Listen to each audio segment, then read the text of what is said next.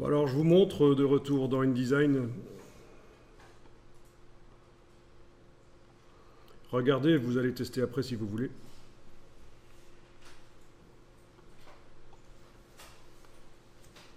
Alors, un rectangle dans lequel je vais mettre du texte.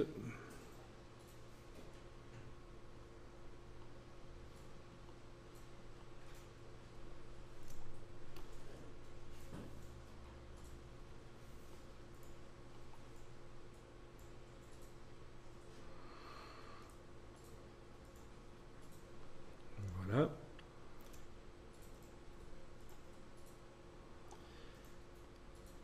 Une marge avec option de bloc de texte.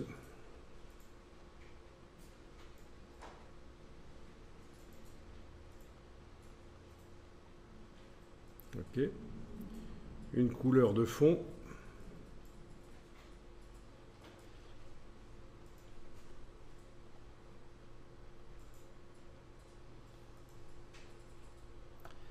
Bon, une couleur de fond.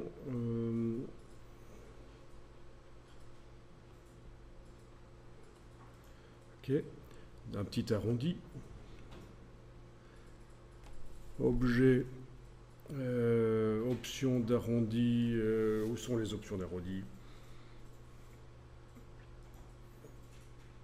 Ah, bonne question. On n'a pas utilisé les options d'arrondi l'autre jour? Juste en dessous. Option d'arrondi, d'accord. Il ne veut pas le faire ici. Pourquoi il ne veut pas le faire sur mon bloc? Si. Ça va aller. Ah, le matin, c'est dur. Hein. Ouais.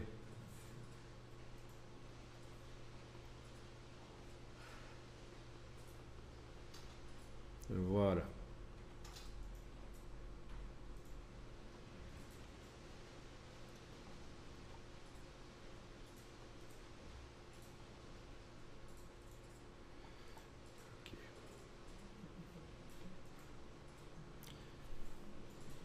Donc là, je voulais que le texte aille sur la gauche de la bandelette ici. Enfin, c'est parce que c'est une bandelette que j'ai faite.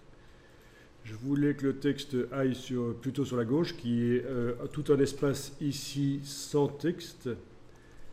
Évidemment, si je vais dans les options de bloc de texte, vu que je viens de mettre des arrondis, j'ai plus la possibilité de faire une marge plus grande à droite qu'ailleurs. J'ai plus que...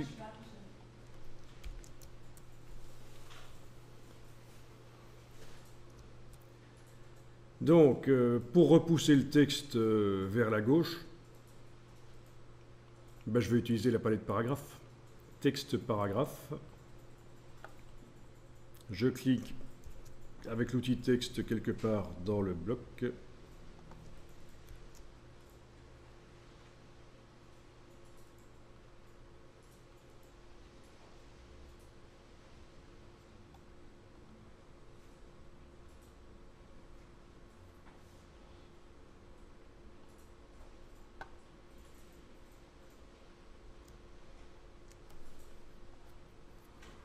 Donc avec l'outil texte quelque part dans le bloc. Et je vais jouer sur la marge droite du paragraphe. Voilà.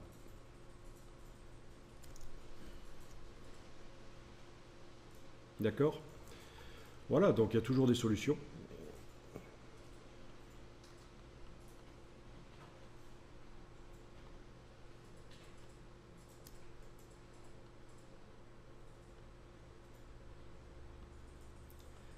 Et donc, qu'est-ce que je vais faire avec ça?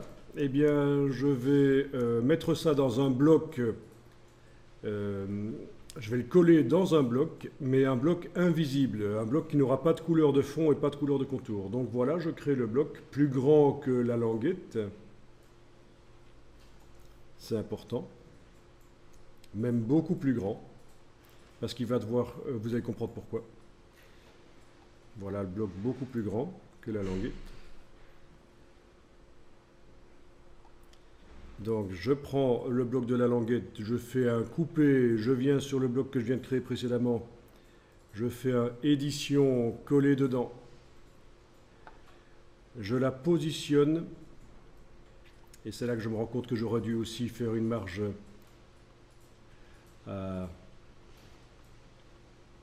voilà, comme ça, à gauche. Je la positionne de manière à ce qu'il n'y ait que le petit bout de la languette qui apparaît là. D'accord? C'est pas très compliqué ça. Un bloc où ça pourrait être une image, n'importe quoi, qui est collé à l'intérieur d'un autre qui n'a pas de couleur de fond et de contour. Voilà, donc petite erreur de ma part pour que le bloc de texte arrive à défiler à l'intérieur de son bloc conteneur. Il faut que le bloc conteneur ne le montre pas en entier. Donc je réduis la taille du bloc conteneur comme ceci, voilà. Là, ça va défiler.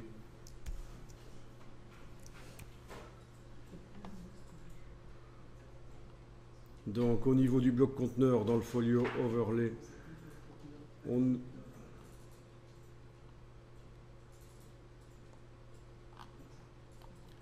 le met en horizontal, utiliser la position initiale, j'enregistre le document,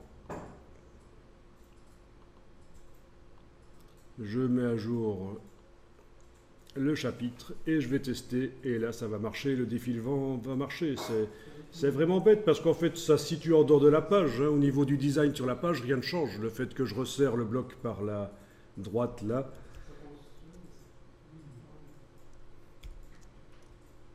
oui, par la gauche, il faut qu'il y ait la place pour montrer tout le bloc texte, bien sûr.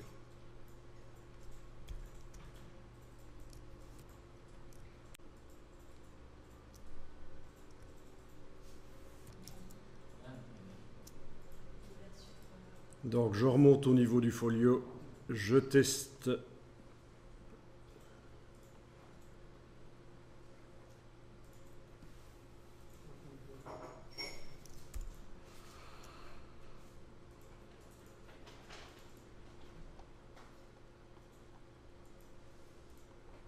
Et ça fonctionne. Bon, il y a juste le curseur qui est foireux, je devrais masquer le curseur dans ce cas-ci, par rapport... Oui, et puis il y a un autre truc qui est foireux, c'est que quand je l'amène jusqu'au bout, les arrondis disparaissent. Bon, ben, on va régler les deux problèmes. Les deux problèmes vont être résolus dans InDesign. C'est parce que le bloc ici n'est pas assez grand, le bloc conteneur n'est pas assez grand par sa gauche. Ben, je peux le faire grand, voilà, comme ça.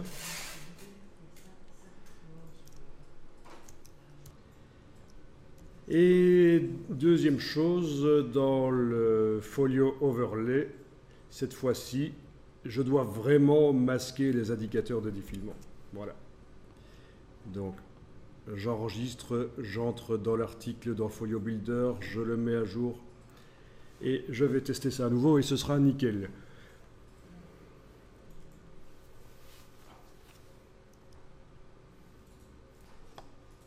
Donc je remonte au niveau du folio, je fais l'aperçu.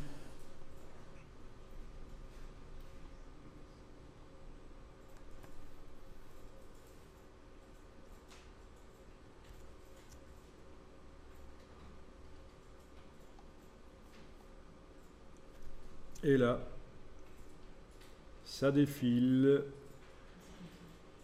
Et les coins arrondis restent arrondis parce que le bloc conteneur est beaucoup plus loin, le côté gauche du bloc conteneur est plus loin. Bon. Et alors la question qu'on pose souvent, c'est est-ce qu'il n'est pas possible que ça s'ouvre tout seul quand on clique? Mais ça, vous devrez le faire dans Animate. Vous devez programmer le fait que quand on clique sur l'élément, ça déclenche une animation qui le fait venir vers la gauche tout seul. Et quand on reclique dessus, il peut retourner vers la droite tout seul aussi, mais dans InDesign, non, il n'y a pas ça. Parce qu'en fait, la palette animation de InDesign, elle ne fonctionne que pour les livres électroniques. Donc vous avez une palette animation, fenêtre, objet interactif, animation. Ça ne va malheureusement fonctionner que pour les livres électroniques, pas pour les PDF et pas pour le DPS. Raison pour laquelle le DPS, en fait, on le fait en HTML5 à l'extérieur.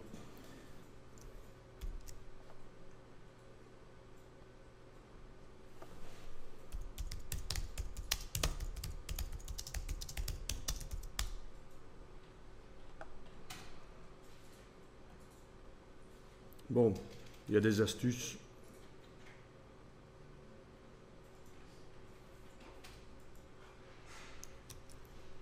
Voilà. Donc ils le disent ici, à plein d'endroits, ils le disent d'ailleurs. Quand vous exportez une mise en page InDesign qui comporte de l'animation, InDesign ne transfère pas ces animations automatiquement dans le PDF interactif. Bon, la solution, c'est d'exporter l'animation en tant que SWF et puis la réimporter dans InDesign avant de la réexporter en PDF. Donc voilà, il y a une astuce pour y arriver, mais ce n'est pas intuitif. D'origine, dans InDesign, si vous faites des animations avec la palette animation, vous n'allez pas pouvoir l'intégrer directement dans le PDF, exporter le PDF interactif et que les animations fonctionnent. Il faudra donc exporter l'animation en SWF et la réimporter dans InDesign. Alors au niveau des animations, ce sont des animations à la manière de ce que j'ai fait un peu dans Edge Animate tout à l'heure. C'est donc des entrées rapides par la droite, etc., des déplacements. Ce sont donc des animations, mais pas Reine des Neiges. Hein. C'est des animations pour animer une page, pour que les objets bougent un peu, pour que ce soit sympa, quoi. On peut avoir des icônes qui sautillent ou des choses comme ça, mais voilà.